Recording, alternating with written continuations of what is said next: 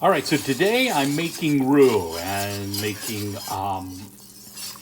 it's kind of my own version of Chef Emerald's etouffee. The first step is obviously to get the roux going here. So that's exactly what I'm doing. I've got my big Dutch oven pan. I've got the butter, oil mix in there, plus all-purpose flour. And we're in that process where you just have to keep stirring and watch this thing turn brown. It needs to get to the color of like a dark peanut butter, almond butter, almost to the point of like a milk chocolate color. So that's what we're doing right now. All right, so I've been sitting here stirring and stirring and stirring, and you can see the color of this roux has darkened up nicely. It's like the color of a dark peanut butter right now. And the next step, I'm going to turn the heat up and then add my vegetables. All right, so there you see it, the Trinity, a couple of stalks of celery, organic onion, and of course, organic green pepper. We're gonna stir that around now for a little while. All right, so while we're stirring this around, there are two important elements I need to tell you. One, be sure to have your vegetables chopped up before you start with the roux, because you don't want to take your attention away from the roux browning up to cut up the vegetables. So have them all ready to go before you start. Now the second key important ingredient to this recipe is right here. That's Abita Brewing Company, not Las Vegas, New Orleans, Louisiana, Purple Haze beer. It is a must for any type of Creole cooking.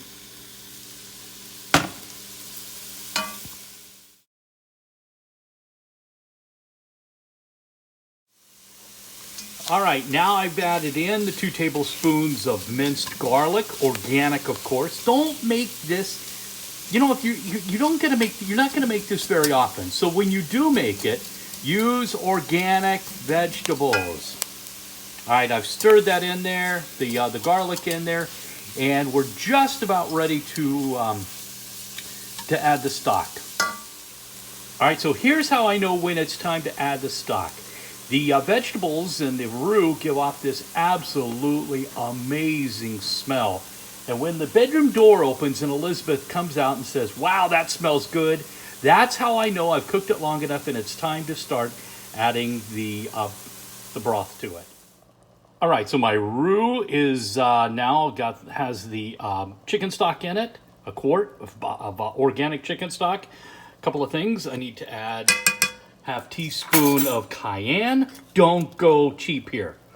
Get the good cayenne and get that in there, and a couple of bay leaves. And if you go a little over a half teaspoon of cayenne, that's okay too. That's okay too. By the way, the first Abita beer is gone. It's time for the second one. Oh yeah, by the way, you got to keep stirring. You want that to start thickening up. You want that flour mixture with the stock to start thickening up. So you got to keep stirring.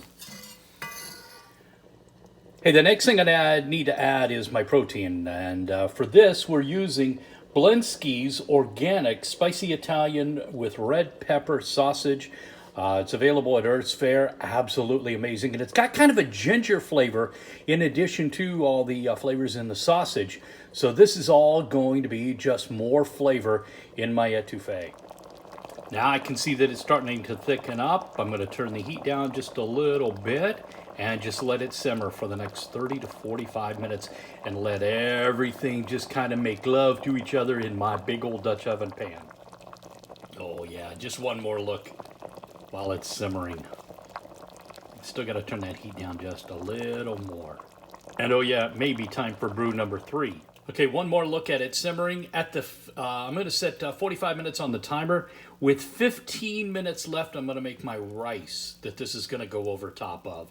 And you can see the big chunks of protein, the big chunks of chicken sausage. You can see all the vegetables simmering in there. You can see the garlic, little tiny pieces of minced garlic.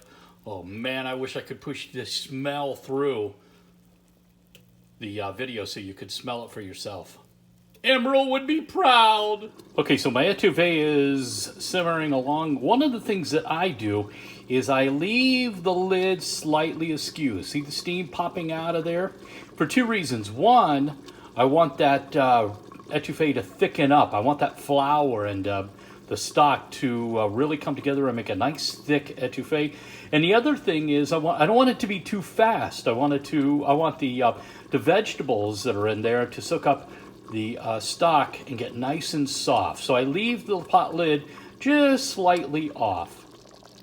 All right, so we're about 25 minutes into the cooking process, the simmering process of this, and you see just how thick it's already starting to get. Absolutely wonderful. Just let it keep on simmering and stirring it, and in about 20 minutes, we're eating. All right, final look. There you go. It's my version of Emerald's chicken sausage etouffee over white rice. Recipe, should I link to it? I'll put a link to it in the description, and we'll talk to you next time. Let's eat.